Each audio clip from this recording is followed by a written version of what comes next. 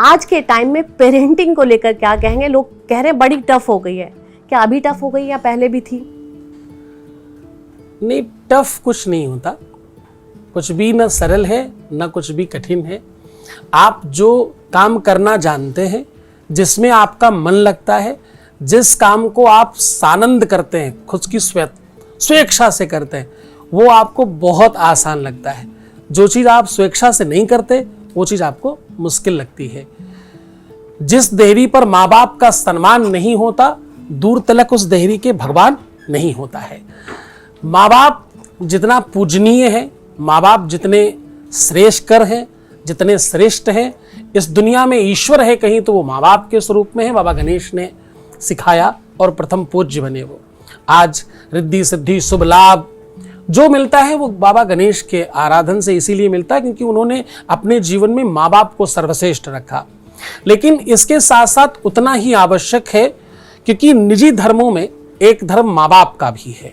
माँ बाप श्रेष्ठ हैं, ईश्वर तुल्य हैं, सब सत्य है, लेकिन अगर उनको अपना कर्म नहीं आता, अपना स्वयं का धर्म नहीं आता, तो वो उस पद पर रहने के अधिकारी नहीं होते और उनको उसका कष्ट उठाना पड़ता है। दुनिया में और कुछ मुश्किल नहीं है, पेरेंटिंग कठिन नहीं है, मुश्किल नहीं है। समस्या सिर्फ इतनी है कि उसमें अभिरुचि की कमी है। वो अभिरुचि नहीं है, वो सानंद नहीं है, वो स्नेह नहीं है और वो प्रेम नहीं है, और अथवा आपकी स्वेच्छा नहीं है।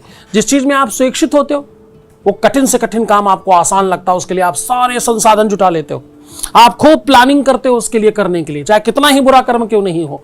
आपकी इच्छा है, अगर आप उसके लिए दुनिया एक कर दोगे और आपको आसान लगेगा, वो आप आसान कर लेंगे उसको।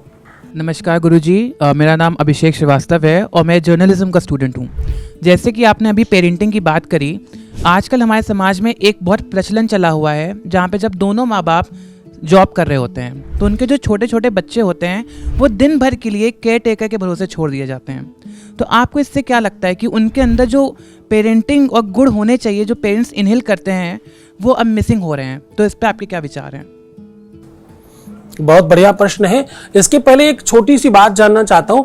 अगर हम लोग कश्मीर में होने वाले सेब के पेड़ को यहां लगाएं तो क्या होगा? कुछ आइडिया? नहीं चलेगा सर। नहीं। क्यों? बिकॉज उसके पास वो एनवायरनमेंट नहीं है जो सूटेबल एनवायरनमेंट चाहिए होता है। यही जवाब है आपके लिए। आपकी व्यवस्था को कौन संभाल रहा है?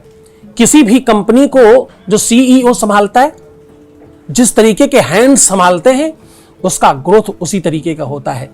आपकी स्किल और आपके यहां जो केयर टेकर है उसकी स्किल में जितना डिफरेंस है उतना ही डिफरेंस रह जाएगा आपके बच्चे की परवरिश में। मात्र उसे नापिए, उस अमाउंट को समझिए, फिर निकलिए, काम करिए, जॉब करिए। इसमें कौन सी बुराई है? कुछ चंद पैसों में आप अपने कोहिनूर हीरे को बर्बाद करने के लिए किसी दूसरे के हाथ में डाल रहे हैं, और दूसरा वो जिसकी स्किल को आपसे बेहतर कौन जानता है, उसकी शिक्षा, उसका ज्ञान, उसकी नॉलेज, उसका सामर्थ्य, उसका पेशेंस, उसकी जानकारी, उसकी आध्यात्मिकता जो है वो सब समझ लीजिए।